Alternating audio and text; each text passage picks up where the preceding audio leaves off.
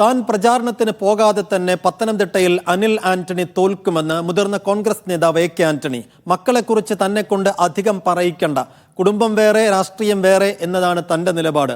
പ്രമുഖരുടെ മക്കൾ മോദിയോടൊപ്പം ചേരുന്നത് തെറ്റെന്നും എ കെ ആന്റണി.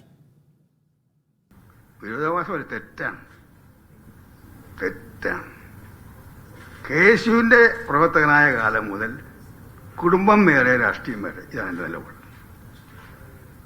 കുടുംബം എന്തെങ്കിൽ കുടുംബത്തിനകത്ത്, രാഷ്ട്രീയം വേറെ. ഞാൻ പ്രകടനത്തിന് പോകാതെ തന്നെ ആന്റണി നല്ല ഭൂരിപക്ഷത്തിന് ജയിക്കും, സംശയിക്കേണ്ട. ഹരിമോഹൻ കൂടുതൽ വിശദാംശങ്ങൾ നൽകും. ഹരി, എ കെ ആന്റണി എന്ന മുതിർന്ന നേതാവിന് മകൻ അനിൽ ആന്റണിയുടെ BJP പ്രവേശനവും സ്ഥാനാർത്ഥിത്വവും ഉൾപ്പെടെയുള്ള എല്ലാ കാര്യങ്ങളിലും വ്യക്തമായ നിലപാടുണ്ടായിരുന്നു എന്ന് തെളിയിക്കുന്നതായിരുന്നു അദ്ദേഹത്തിൻ്റെ 1 മണിക്കൂറോളം നീണ്ട വാർത്താ സമ്മേളനം. എന്തെല്ലാം കാര്യങ്ങളിൽ അദ്ദേഹം നിലപാട് പറഞ്ഞു, എന്തൊക്കെ പ്രതികരണങ്ങൾ നടത്തി, വിശദാംശങ്ങൾ.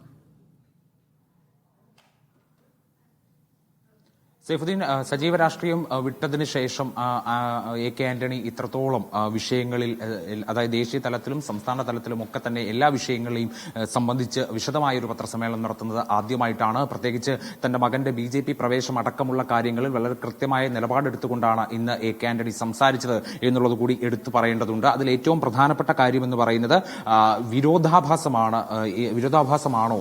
അനിൽ ആന്റണി BJPയിൽ ചേർന്നത് എന്നുള്ളൊരു ചോദ്യം ഒരു മാധ്യമപ്രവർത്തകൻ ചോദിച്ചപ്പോൾ വിരോധാഭാസമല്ല, തെറ്റാണ് എന്ന് തുറന്നടിക്കുകയായിരുന്നു എ കെ ആന്റണി. ഒപ്പം തന്നെ തന്റെ KSU കാലം മുതൽക്ക് തന്നെ കുടുംബം വേറെ രാഷ്ട്രീയം വേറെ എന്നുള്ള നിലപാടാണ് താൻ വെച്ചു പുലർത്തിയിരുന്നത്.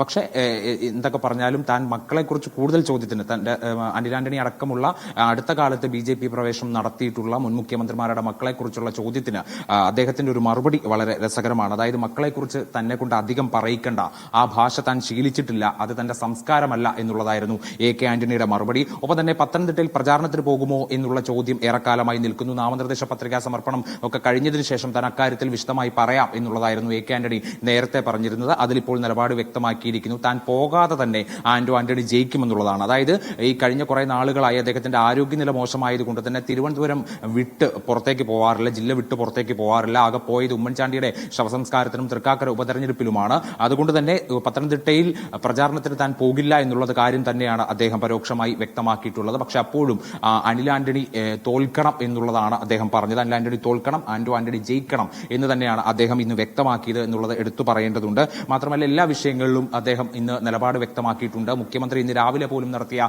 വാർത്താ സമ്മേളനത്തിൽ കോൺഗ്രസിനെ വിമർശിച്ച കാര്യങ്ങളൊക്കെ തന്നെ അദ്ദേഹം എടുത്തു പറയുകയുണ്ടായി. മുൻകാലങ്ങളിൽ മുഖ്യമന്ത്രി പിണറായി വിജയൻ സ്വീകരിച്ച നിലപാടുകളൊക്കെ തന്നെ അദ്ദേഹം ചൂണ്ടിക്കാട്ടി. അതായത് 77-ൽ കൂത്തുപറമ്പിൽ അദ്ദേഹം മത്സരിച്ചപ്പോൾ ആരൊക്കെയാണ് പ്രചാരണത്തിന് വന്നത് എന്നുള്ളത് ഓർക്കണം. 89-ൽ VP സിംഗിന്റെ വീട്ടിൽ എല്ലാ ബുധനാഴ്ചയും പോകാറുണ്ടായിരുന്നത് ആരൊക്കെയായിരുന്നു എന്നുള്ള ചോദ്യം കൂടി അദ്ദേഹം ഉന്നയിച്ചിട്ടുണ്ട്. വളരെ രാഷ്ട്രീയമായ ചില ചോദ്യങ്ങളാണ് മുഖ്യമന്ത്രിയോട് അദ്ദേഹം ഉന്നയിച്ചത് എന്നുള്ളത് എടുത്തു പറയണം.